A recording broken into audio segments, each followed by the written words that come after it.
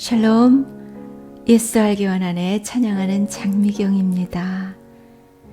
이곳 캔서스는 가을이 깊어지면서 곳곳에 멋진 단풍들이 뽐을 내고 낙엽들이 쌓여서 참으로 아름답습니다.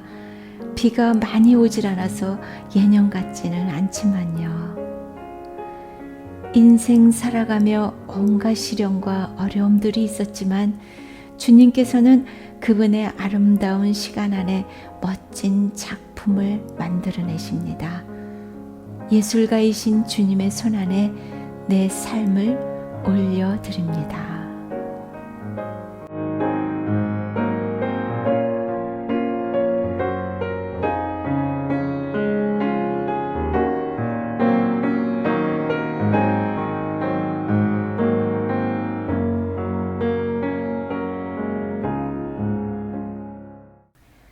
이대호 목사님의 묵상글입니다. 사드락과 메삭과 아벳느고가 풀무불 앞에 섰을 때 하나님은 소나기를 내려서 그 불을 끄지 않으셨다. 오히려 뜨거운 그 불 속에 함께 하셔서 그 불을 이기게 해 주셨다.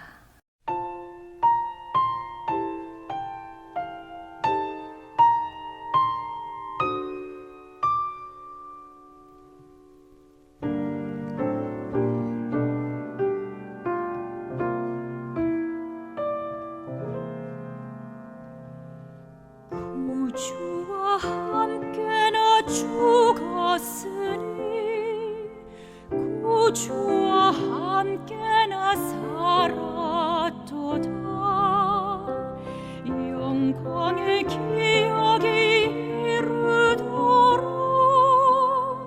언제나 주만 바라봅니다.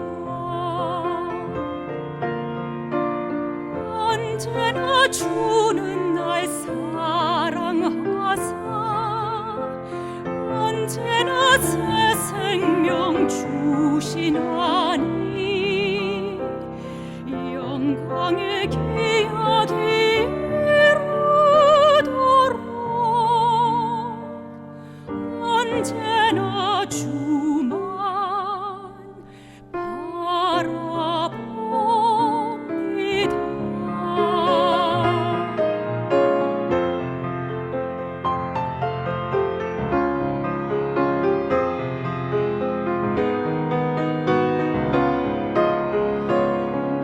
속에 시험을 받을 때와 무거운 근심이 있을 때에 주께서 그때도 같이 하사 언제나 나를 도와주시네.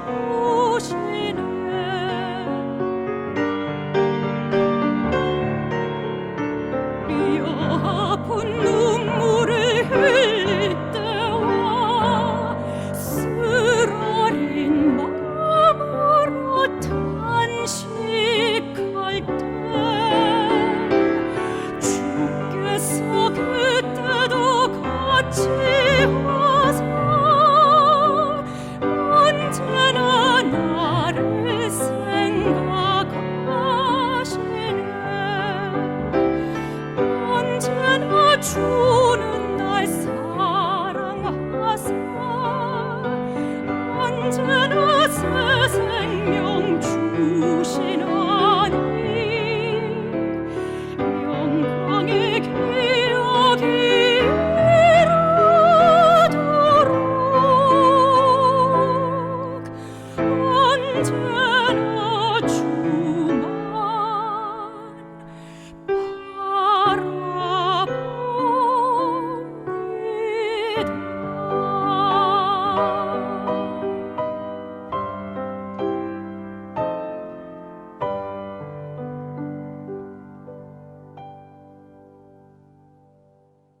허범기 목사님의 묵상글입니다. 당연하지 않다. 감사의 반대말은 불평, 불만이다. 감사의 건너편에 있는 말은 당연히 여김이다. 우리가 퍽 많은 것을 지니고도 그리 행복하지 못한 것은 이미 누리고 있는 것을 당연하게 생각하고 다소 모자라는 것을 지나치게 아쉬워하기 때문이다. 은혜는 감사의 과정을 거칠 때 비로소 복이 된다. 은혜 불감증이 문제다. 유대교 신학자 아브라함 햇셀은 당연히 여기는 것이 영적으로 가장 위험한 일이라고 했다. 은혜를 당연히 여긴다는 것은 우리가 받아 누리는 은혜가 그 정도로 견고하다는 반증이다. 흔들림 없는 은혜를 당연한 것으로 간주하면 신앙 세계에서는 거의 망했다고 보아야 한다. 하나님 신앙은 은혜에서 출발하여 감사로 마무리되는 여정이다. 견디지 말자. 살다 보면 어쩔 수 없이 견디며 버텨야 할 때가 있다. 기다림이 겨울을 견디게 했다. 맞는 말이지만 내 생각은 다르다. 그럴 수 없다면 몰라도 할 수 있으면 견디지 말자는 거다. 겨울은 봄을 기다리며 견디는 계절일 수 없다. 견디면 견디는 것만큼 손해다. 겨울은 추위를 사는 계절이고 여름은 더위를 사는 계절이다. 혹한이나 무더위가 힘들지 않다는 말이 아니다. 여름은 여름대로 살고 겨울은 겨울대로 살자는 말이다.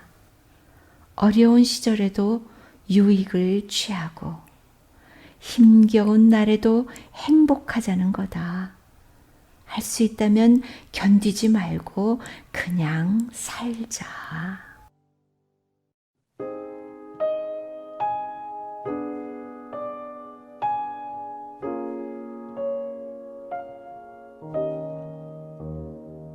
나 어느 곳에 있든지 늘 마음이 편하다. 주 예수 주신 평안함 늘 충만하도다. 내 맘에 솟는 영생수 한없이 흐르니 목마름 다시 없으며 늘 평안하도다. 나의 마음속이 늘 평안해.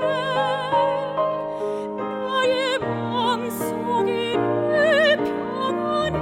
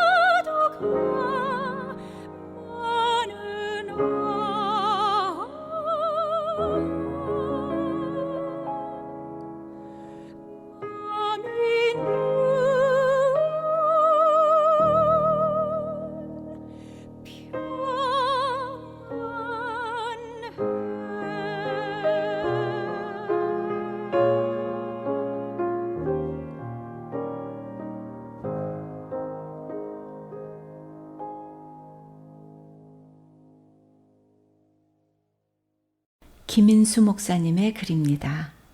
침묵. 북유럽 어느 시골 성당에 사람 크기만한 예수님의 동상이 있었습니다. 그 예수님 동상 앞에서 기도를 하면 소원이 잘 이루어진다는 소문이 나서 많은 사람이 찾아왔습니다. 그래서 수많은 사람들이 와서 기도를 하고 소원을 말했습니다. 그런데 그 교회의 문지기가 예수님이 서 있는 곳에 한번 서 있어 보는 것이 소원이었습니다. 그래서 예수님께 소원을 말하며 여러 날을 기도를 드렸습니다. 그러던 어느 날 진짜로 음성이 들렸습니다.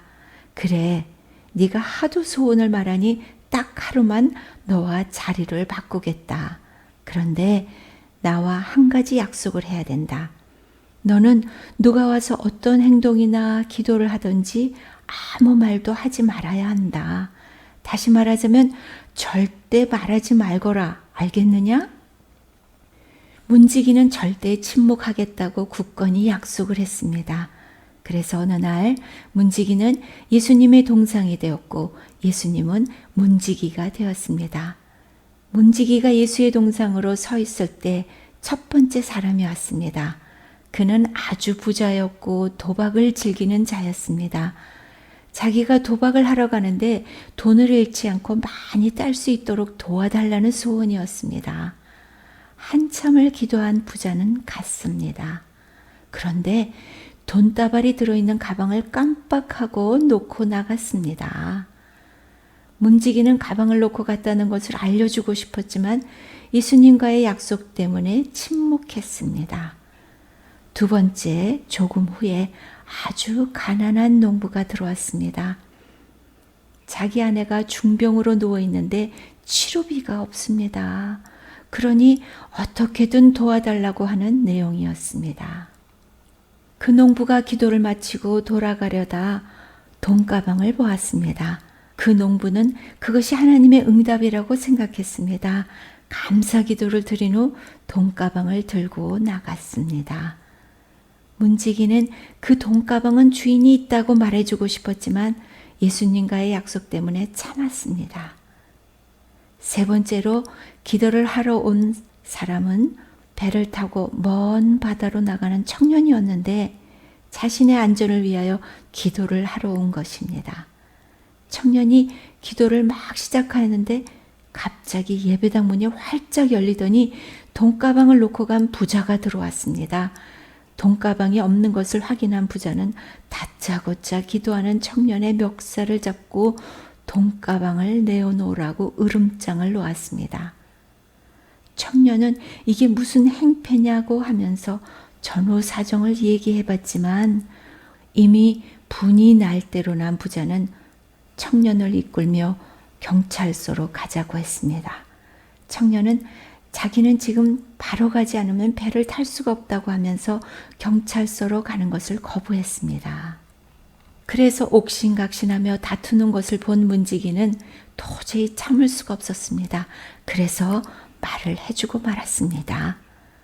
그래서 청년은 배를 타게 되었고 부자는 돈가방을 찾을 수가 있었습니다. 그때 예수님이 노하신 음성으로 말씀하셨습니다. 너는 나하고 약속을 지키지 않았다. 그러니 내려오너라. 그러자 문지기는 말했습니다. 약속을 지키지 못한 것은 죄송하지만 그렇다고 예수님께서 화를 내실 정도로 잘못은 하지 않았습니다. 나는 잘못된 상황을 바로잡아서 평화를 이루었을 뿐입니다. 그때 예수님이 말씀하셨습니다. 너는 나와 약속을 지키지 않은 것만으로도 잘못이 큰 것이다. 그리고 네가 개입해서 해결한 것보다 침묵했으면 더 좋은 결과가 있다는 걸 몰랐던 것이다. 부자는 어차피 그 돈을 도박장에서 다 날릴 돈이니라. 그 돈이 농부에게 갔더라면 농부의 아내를 살릴 수 있었느니라. 더욱 잘못이 큰 것은 청년의 문제이니라. 청년은 그냥 두었으면 배를 타지 못해 살 수 있었다. 그러나 네가 개입함으로 그 청년은 배를 타게 되었고 그 배는 바다에서 침몰하여 죽게 되었느니라. 내가 침묵으로 일하는 이유를 이제 알겠느냐? 인간들은 하나님의 침묵을 못 견뎌 합니다. 인간이 하나님의 흉내를 낼 필요도 없습니다. 인간이 판단을 내릴 필요는 없습니다. 인간의 과도한 개입은 이를 그르칩니다. 원래 하나님은 침묵 중에 계십니다. 그리고 침묵 중에 일하십니다. 십자가에 예수님을 내어버리실 때 하나님께서는 그렇게 침묵하셨습니다. 이 세상의 죄를 지고 예수님이 죽으실 때 하나님은 침묵하셨습니다. 하루살이 곤충에도 들에 핀 잡초 하나에도 하나님의 뜻이 있습니다. 서로 조화를 이루기에 서로에게 유익을 주고 하나님을 찬양하는 것입니다. 똑같이 감옥에 갇힌 어떤 사람은 감옥의 먼지나 열악한 환경을 헤아리며 불평하는 사람도 있고 어떤 사람은 밤하늘의 별을 세며 꿈을 꾸는 사람도 있습니다. 어떤 사람은 지난 과거의 불행과 실패, 일어나지도 않은 염려를 붙잡고 있고 어떤 사람은 하나님의 약속의 말씀을 붙들고 기쁨을 보는 사람도 있습니다.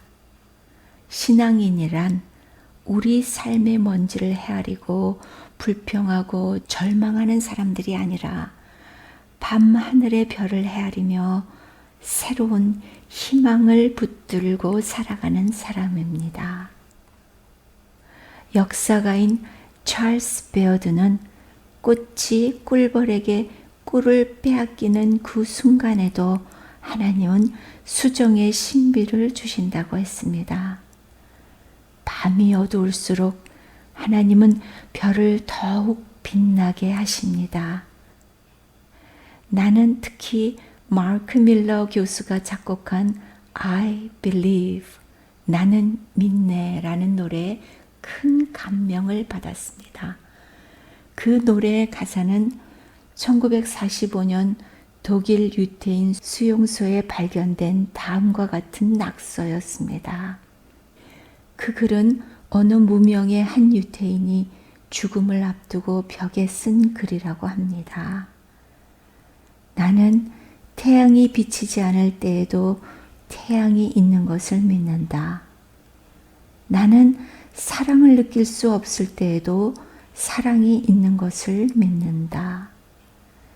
나는 하나님께서 침묵하실 때에도 하나님께서 살아계심을 믿는다.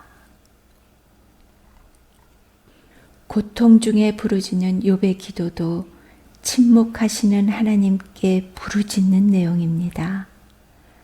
하박국의 기도도 불의한 일들에 대하여 침묵하고 계신 하나님께 부르짖는 절규입니다. 우리는 너무 호들갑을 떱니다. 하나님의 침묵에 못 견뎌 합니다. 우리는 하나님의 침묵은 절망이라고 단정합니다. 그러나 하나님은 침묵이십니다. 하나님은 침묵 중에 계시지만 역사는 도도하게 흘러갑니다. 하나님이 돌리시는 역사의 맷돌은 비록 천천히 돌아가지만 정확하게 돌아갑니다. 하나님의 하시는 일은 지금은 보이지 않고 들을 수 없지만 지나고 뒤돌아보면 섬세하게 하나하나 섭리 가운데 이루어진 것을 볼 수 있습니다. 오늘도 세상은 부조리하고 혼란합니다. 정직하고 의로운 사람들이 고난을 받고 불의한 자들이 큰 소리치고 활개를 치는 오늘이지만 하나님은 여전히 침묵 중에 계십니다. 그러나 우리는 믿습니다. 침묵 중에 섭리하시고 침묵 중에 간섭하심을. 주의 시간에 이루소서. 한 번도 걸어보지 못한 내일이 두렵지만 하나님의 시간 안에 내 걸음을 둡니다. 주님의 때에 이루소서.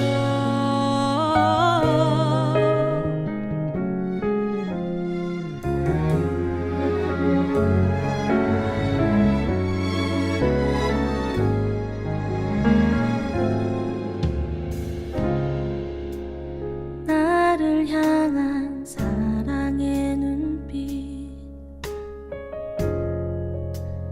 우릴 향한 사랑의 음성, 내 모든 것 주님 앞에 내려놓고 보니 나의 것은 없었네. 너를 향한 선하신 계획, 우릴 향한 끝없는 기도, 내 모든 것 주님 앞에 내려놓고 보니 주가 이미 인도하셨네. 주의 시간에 이루소서. 한 번도 걸어보지 못한 내일이 두렵지만 하나님의 시간 안에 내 걸음을 둡니다. 주님의 때에 이루소서.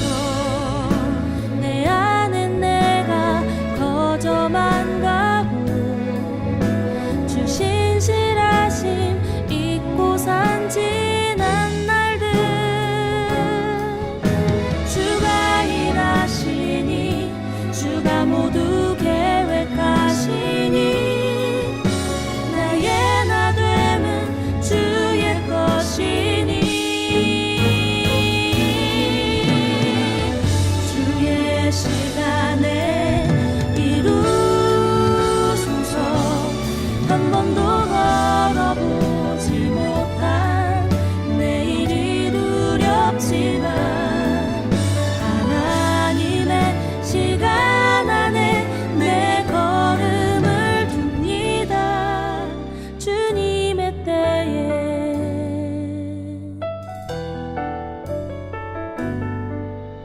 주의 시간에 이루소서.